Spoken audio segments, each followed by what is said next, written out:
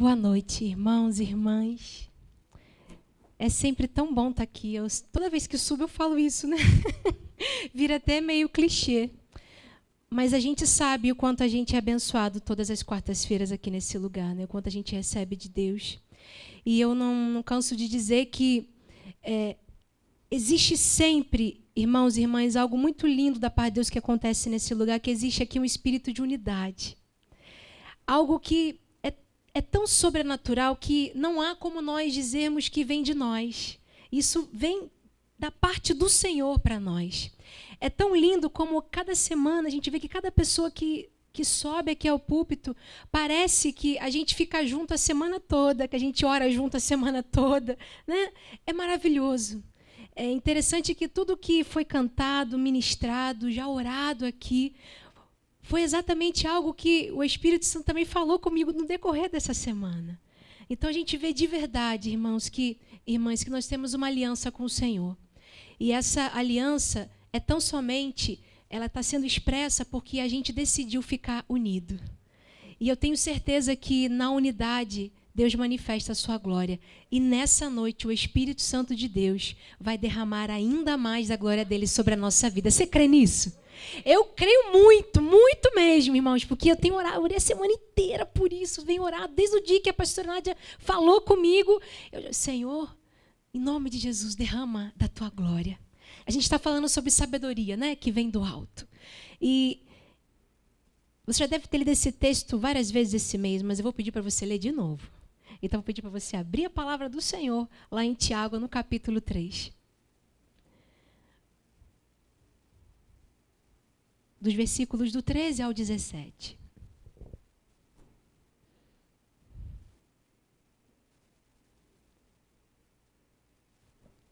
A Bíblia, ela fala assim para nós.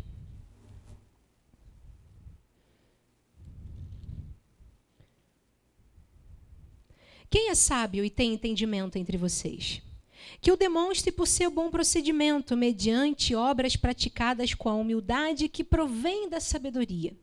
Contudo, se vocês abrigam no coração inveja amarga e ambição egoísta, não se gloriem disso, nem neguem a verdade. Esse tipo de sabedoria não vem dos céus, mas é terrena. Não é espiritual, mas é demoníaca.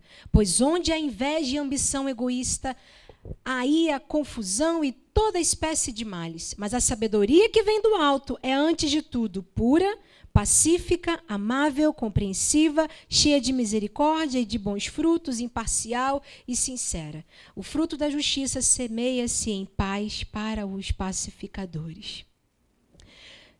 Você vem ouvindo ao longo dessas semanas sobre algumas virtudes que estão dentro ali das pessoas que têm sabedoria, a sabedoria que vem do alto céu. E nessa noite a gente vai estar conversando, a gente vai estar ministrando ao seu coração através do Espírito Santo sobre a sabedoria que é cheia de misericórdia. Eu gosto tanto quando a pastora Nádia me chama para pregar sobre esses temas, eu falo assim, Senhor, o que o Senhor quer comigo? O que o Senhor quer comigo? E tem sido realmente, pessoal, algo tão lindo da parte de Deus, porque todas as vezes que eu me debruço sobre os textos das campanhas que a gente passa, o Espírito Santo molda, ele ministra, trabalha, esmiuça, para que a gente possa pisar aqui e transmitir algo da parte de Deus. E eu sempre digo isso, que não é algo que a gente apenas leu e trouxe, mas é algo que bateu forte no coração da gente, porque tem que ser verdade. Porque se a verdade não sai daqui, não toca aí. Então, de fato, é algo que aquilo que o Espírito Santo vai falar com você hoje é algo que antes tocou aqui no meu coração. É algo que antes ele esmiuçou dentro do meu coração.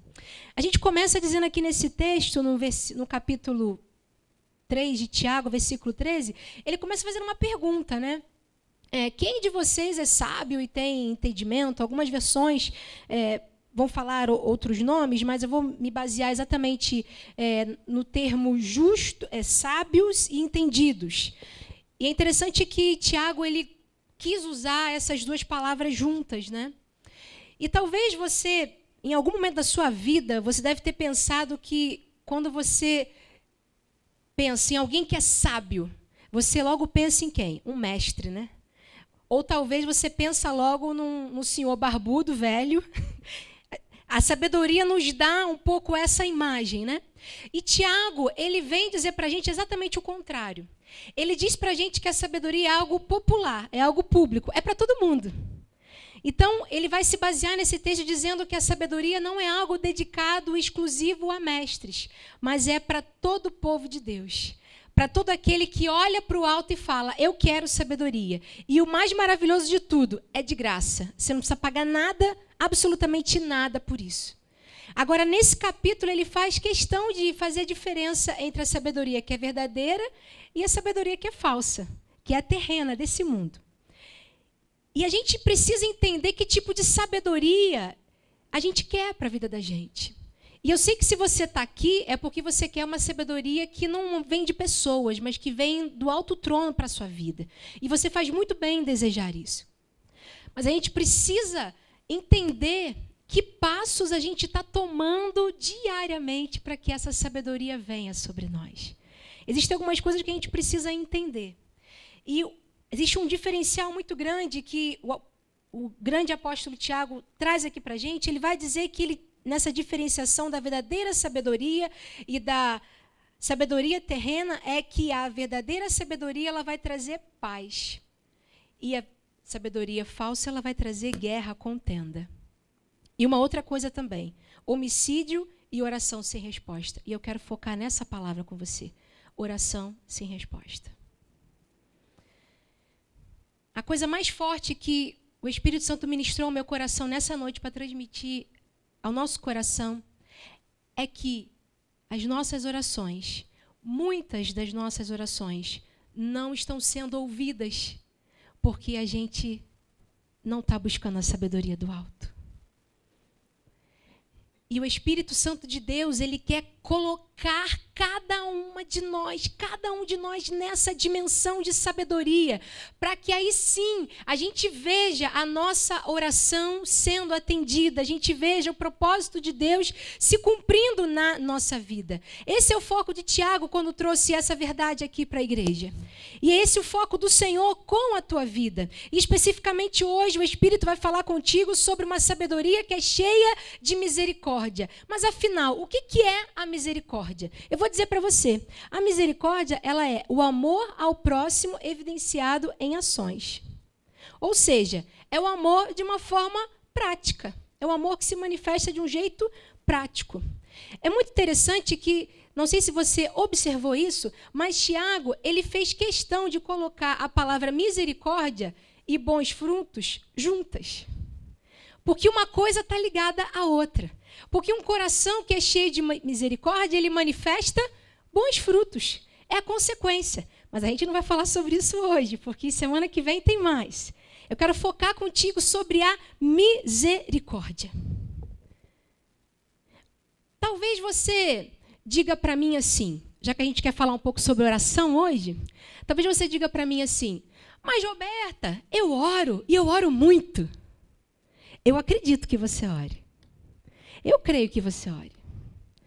Mas você se lembra que a palavra de Deus ela também fala para a gente algo muito lindo, especial, importante, exortativo, que tem gente que pede, pede, pede e não recebe. E por que não recebe? Porque pede mal. E a gente vai conversar um pouco sobre isso. E eu insisto em dizer para você que isso tem tudo a ver com um coração cheio de misericórdia ou não.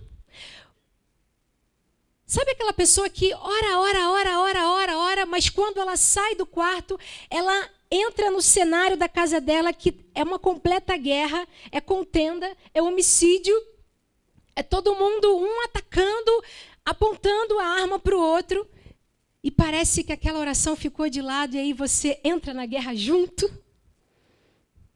É exatamente isso que o Espírito Santo de Deus não quer gerar no nosso coração. Ele quer que aquilo que acontece aqui, no nosso momento de intimidade com o Senhor,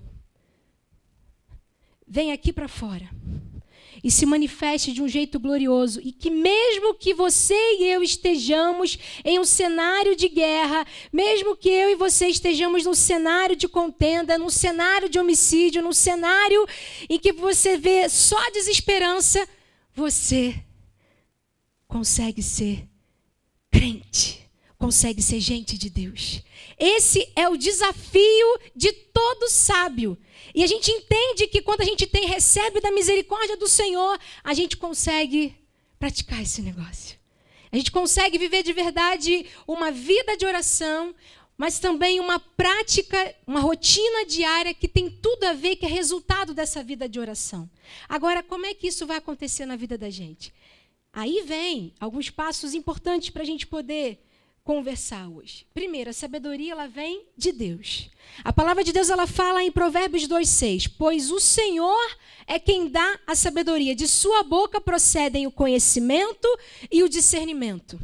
Então, o que você precisa na sua vida, a sabedoria que você precisa receber da sua vida, ela não vai vir de ninguém mais senão do Senhor. É Ele quem dá a sabedoria. Ela é dom de Deus, é algo gratuito. Você talvez pense que o verdadeiro erudito, né? É aquela pessoa que fala bem, é aquela pessoa que tem uma eloquência enorme. Mas eu insisto em dizer para você que a sabedoria ela reside no coração simples. Eu tenho aprendido que aquele que de verdade é sábio é que tem mais consciência daquilo que ele não sabe do que daquilo que ele sabe. Isso é um tesouro para mim e para você. Sabe aquela famosa frase filosófica? Só sei que nada sei. Porque a grande verdade é essa.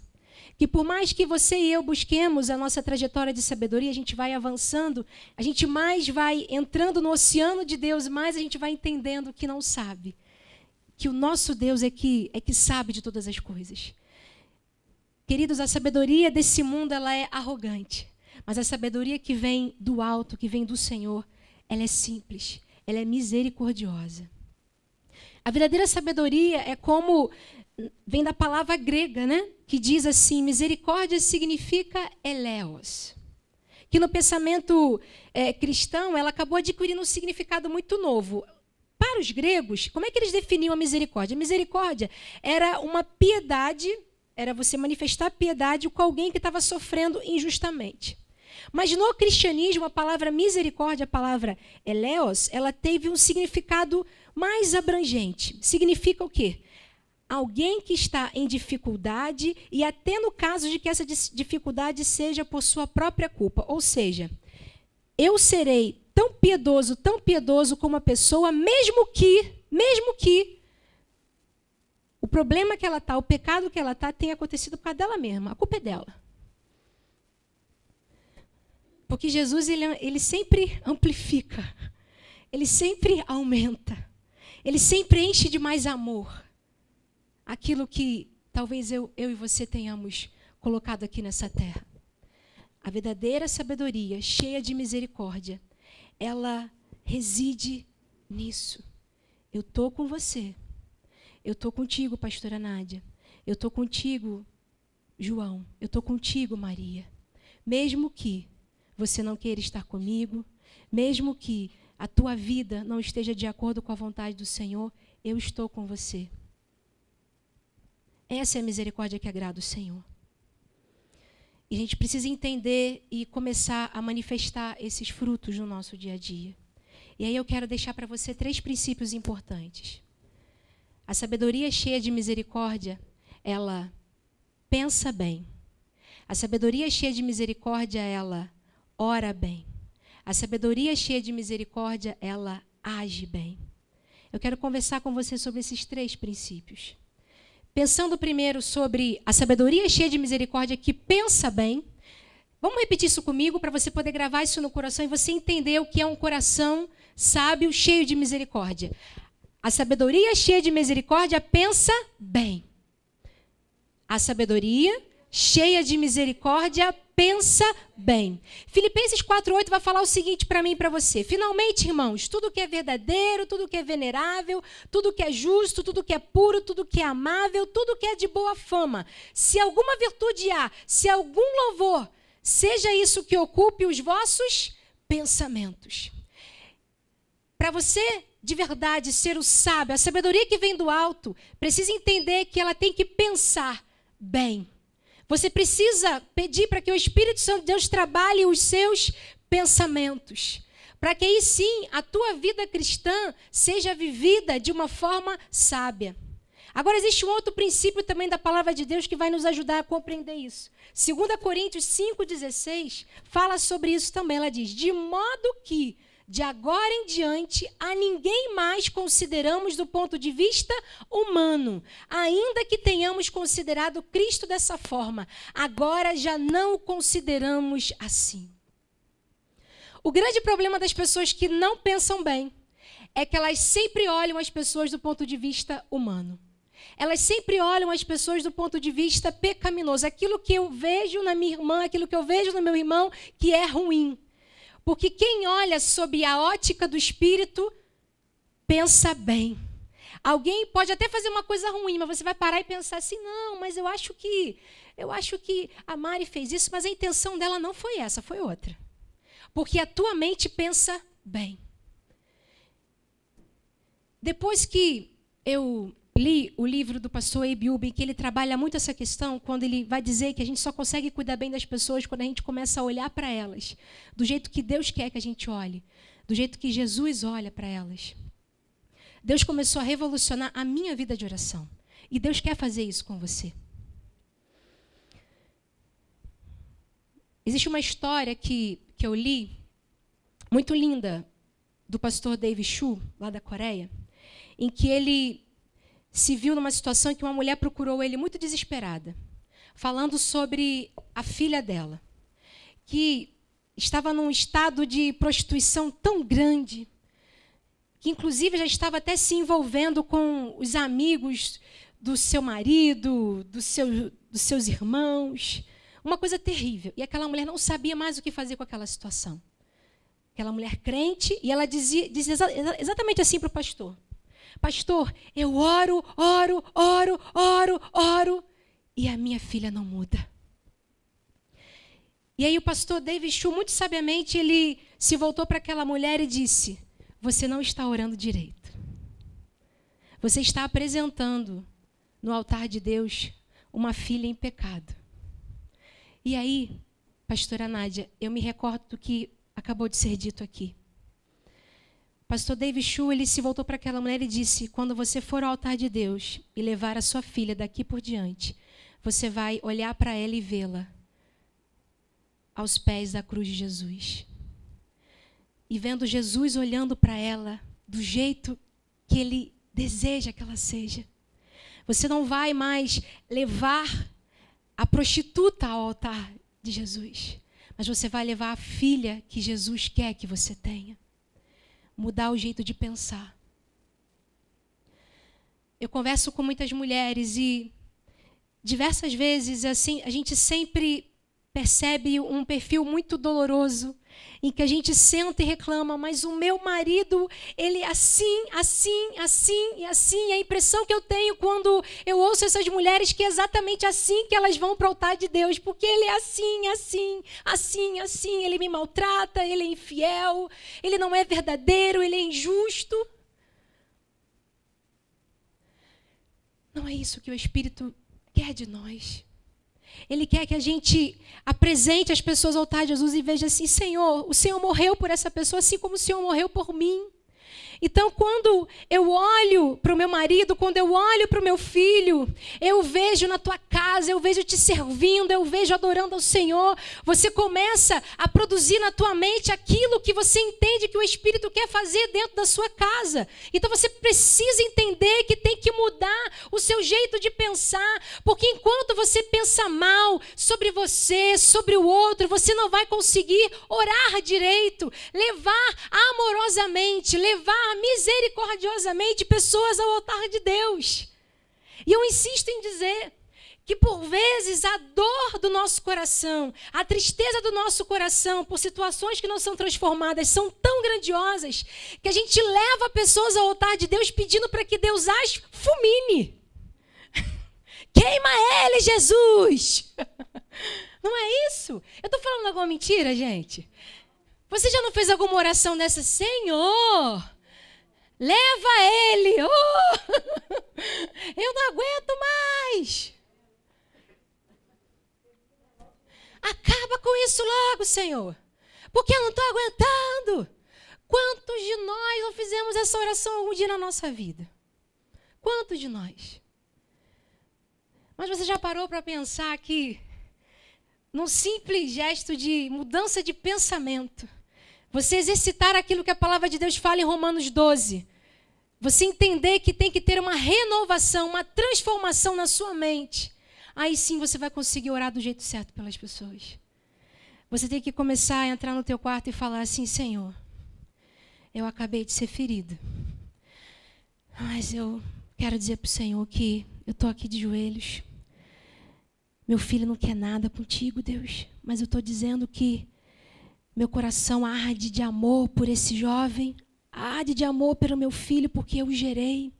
Eu profetizei sobre a vida dele, eu não aceito isso. E eu quero muito, Deus, vê-lo na tua casa, Senhor, vai trazendo ele para cá. Porque eu sei que quando o Senhor olha para o meu filho, quando o Senhor olha para o meu marido, o Senhor vê salvo, remido, lavado, justificado, santificado na tua presença. Então traz à existência, Deus, aquilo que já é real no reino do Espírito. Porque a tua palavra diz que o Senhor salvou a minha vida, então o Senhor também vai salvar a minha casa. Porque essa é a promessa do Senhor e eu tomo posse dela na minha vida nesse momento. Gente, é assim que a gente tem que ir para o altar de Deus. Parar de ficar usando o tempo inteiro o ouvido das pessoas apenas para reclamar. E não pedir ao Senhor: Senhor, eu quero parar de ficar reclamando dele. Eu quero que o Senhor diga para mim aqui agora. Vamos lá, estratégia. Estratégia número 1. Como eu farei quando ele disser isso? Amém, entendi. Ok. Quando chutarem a minha canela, o que eu farei? Estratégia número 2. Eu recebo ela em minha vida em nome de Jesus. Senhor, eu quero te fazer uma pergunta. Por que essa pessoa está fazendo isso contra mim? Será que não está faltando alguma coisa em mim? Será que não falta alguma sabedoria da tua parte que eu não estou conseguindo captar direito e isso está me levando a conflitos? Ir para o Senhor. Senhor, eu quero estratégia. Não, Senhor, eu quero parar de reclamar. Eu quero de verdade ter uma vida revolucionada pelo teu poder e eu quero que a ação do teu Espírito na minha vida comece a revolucionar a vida das outras pessoas também. Começando pelo pensar bem. Pensar bem. Você não é aquilo que as pessoas dizem que você é. Você é aquilo que Deus diz que você é. Os seus entes queridos, os seus familiares, aqueles por quem você ora, não são aquilo que eles dizem que são ou que as outras pessoas dizem que eles são. Eles são aquilo que Deus e a palavra de Deus fala a respeito deles. E é dessa forma que a gente tem que ir para o altar de Deus, gerando essas pessoas no altar do Senhor. Eu já vi muitas pessoas, eu já experimentei disso em minha vida, gerando no altar de Deus, do jeito que Deus estava sonhando, eu começava a publicar isso. Senhor, eu creio, eu recebo, eu tomo posse dessa promessa que eu acabei de ler, eu digo, é assim que eu estou vendo também, o meu coração está sintonizado contigo, porque quando a gente pensa bem, a gente ora bem. E aí vem a segunda parte. Porque a sabedoria cheia de misericórdia, ela ora bem. Uma mente que pensa bem segundo o Espírito sabe orar bem. Quando você ora segundo o Espírito, você toma posse das palavras da Bíblia. Você traz através da oração a concretização de algo que já está disponível lá no céu. Aquilo que a gente não está vendo aqui hoje, Deus já está olhando e já está, se ela soubesse, se ela visse. E quem disse que você não pode ver? Você tem que trocar o óculos, né? A gente pode ver, pessoal. A gente pode ver. É só você querer. É só você pagar o preço de buscar, se dedicar na vida de oração. Você vai conseguir ver e enxergar do jeito que Deus enxerga. E eu quero compartilhar com você o meu testemunho pessoal. Sabe, há muitos anos atrás, eu queria muito me casar.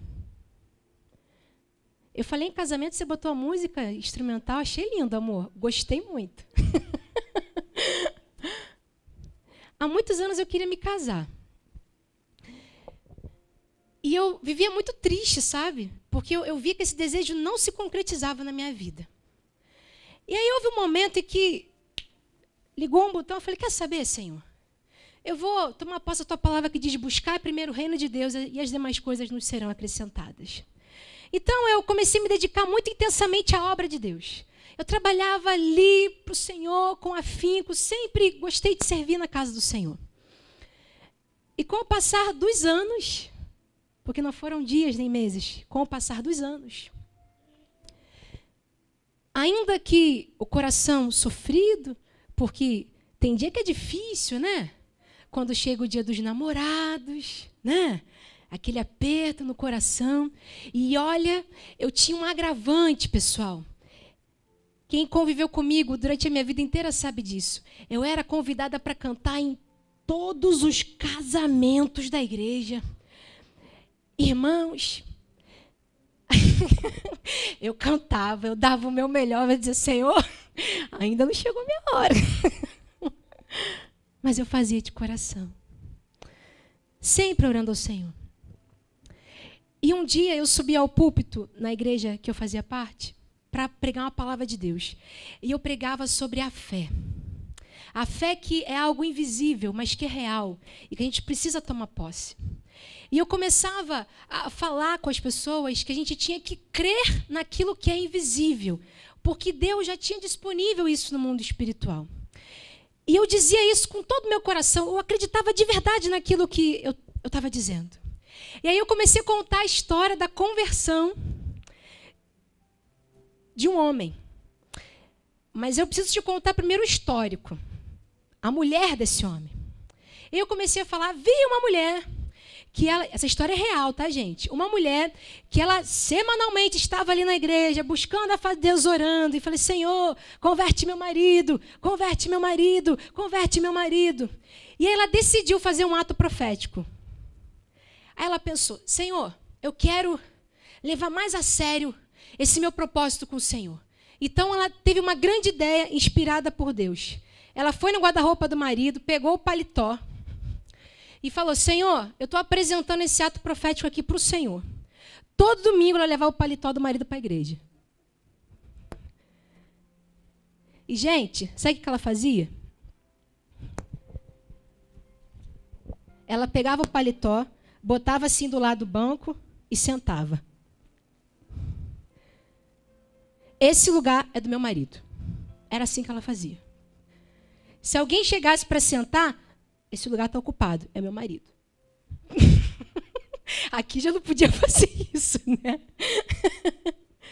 Semanalmente ela fazia isso. Apresentando, eu estou vendo meu marido ali. Eu estou vendo meu marido ali.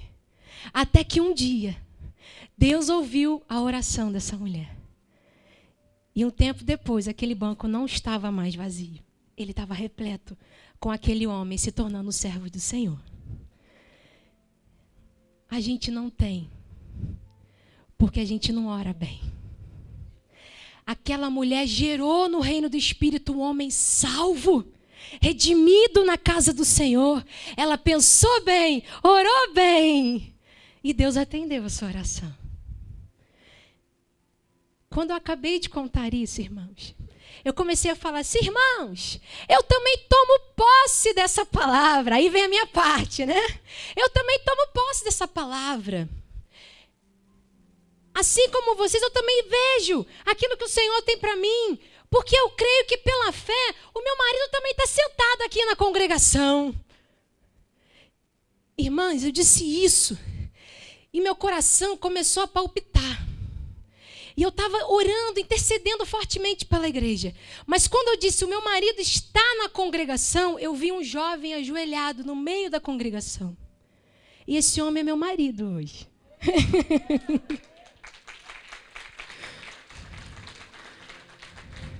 Olha como Deus é bom. As coisas que o Senhor faz, gente. Eu tomei posse. Isso, pastora Alba, eu tomei posse. A gente precisa entender o que é isso, gente. Isso é precioso demais. Quando a gente ouve o pastor Josué falar sobre ato profético, Eu recebo isso para a minha vida. Se eu ver, assim como o pastor, eu vejo um arco-íris, é ato profético, eu tomo posse. Eu vou pegar isso aqui e vou começar a orar todo dia. Se eu vejo um cachorrinho andando na rua, é ato profético. Vamos lá, eu quero orar todo dia por isso aqui. Você precisa se apegar naquilo que te leva para a palavra, para a promessa do Senhor, mas não abra mão daquilo que Deus colocou dentro do seu coração. O meu sonho era ter uma família. Hoje eu tenho uma família. Gente, pensa numa coisa linda. Amanhã é o primeiro dia de aula do meu filhinho. Quando que eu imaginei passar por isso? Mentira, imaginava todo dia. Sabe o que eu fazia? Eu gerava no reino do Espírito. No meu momento com o Senhor, eu falava, Deus, eu não sei onde está meu marido agora não, mas vai lá, abençoa ele. Abençoa ele no trabalho, porque eu quero um marido trabalhador. Sustenta ele, se ele está com problema agora, abençoa ele, Senhor, guarda ele de todo mal. E eu começava a botar a mão no meu ventre e falava assim, Senhor, Deus, eu quero um filho tão abençoado, um filho cheio do teu Espírito. Tinha nada. Mas eu gerava o sonho de Deus. Porque quem é sábio, gente, faz isso. Pensa bem, ora bem. A palavra de Deus fala assim, esta é a confiança que temos a nos aproximarmos de Deus. Se pedirmos alguma coisa de acordo com a vontade de Deus, Ele nos ouvirá.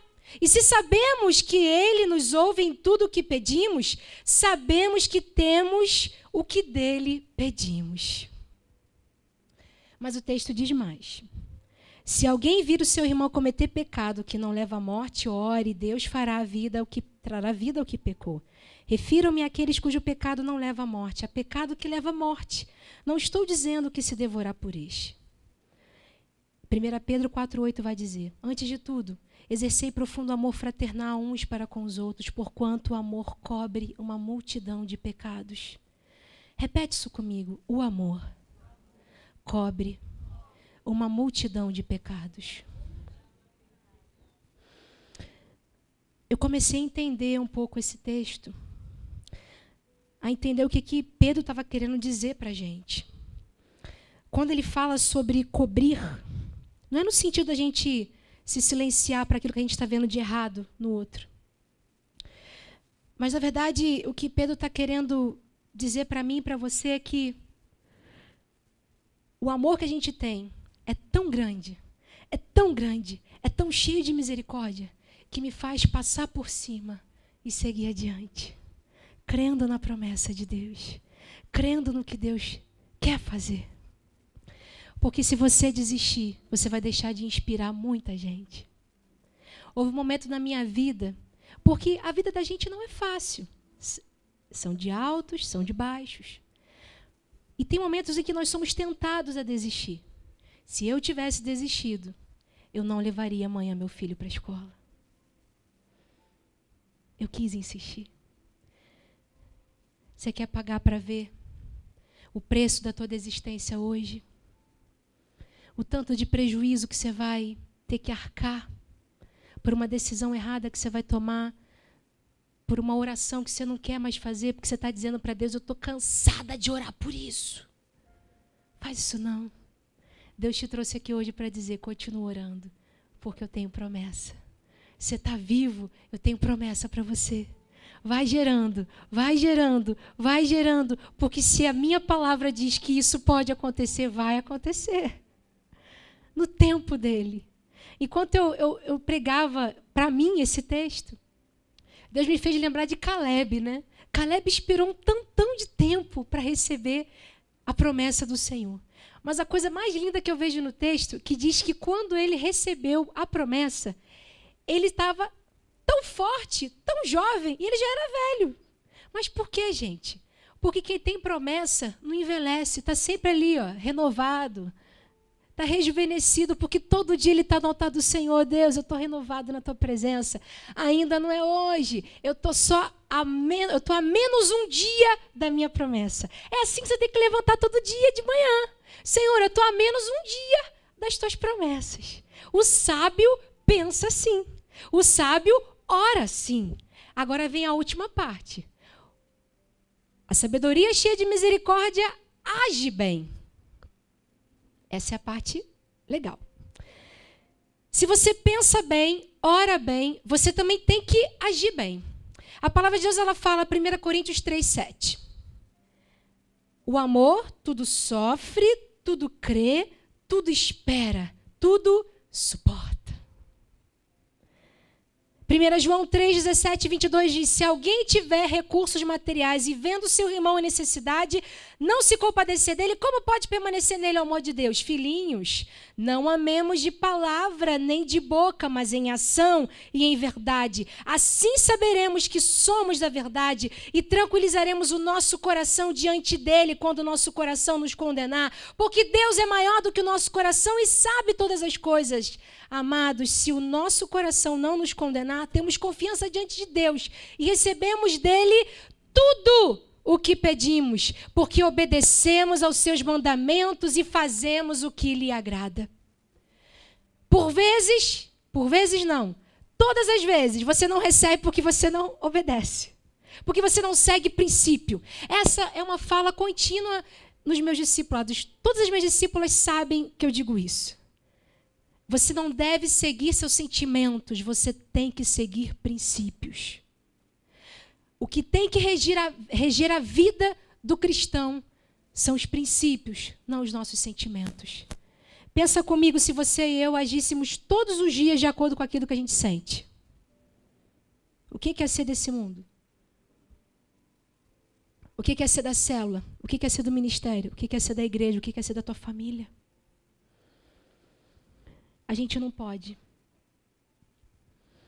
ir para o quarto, ter um momento tão lindo ali com o Senhor e a gente se levantar e deixar tudo aquilo de lado, esquecer de tudo aquilo que a gente lançou ali no altar de Deus. Você tem que agir bem. E por vezes o agir bem passa por o não falar nada. Porque a Bíblia fala, né, que a mulher sábia, ela calada, ela edifica. Não é isso? Porque o seu esposo, vendo o seu proceder, ele vai ver, essa mulher, eu estou tentando tirar ela do sério, mas não estou conseguindo não, a mulher está dura na queda. Porque a sabedoria, muitas vezes, ela não está aqui, ó, mas ela está aqui, ó, é na ação do dia a dia, é como eu sou. Uma coisa que eu aprendi há muitos anos atrás, quando você ficar com muita raiva de alguém, você faz assim, ó.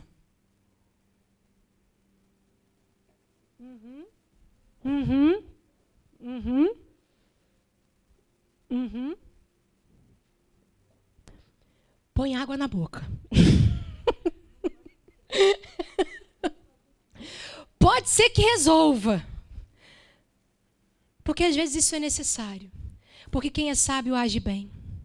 Não se permita mais ser movida pelos seus sentimentos. Eu sei, gente, que às vezes a gente é movido pelo sentimento, sim.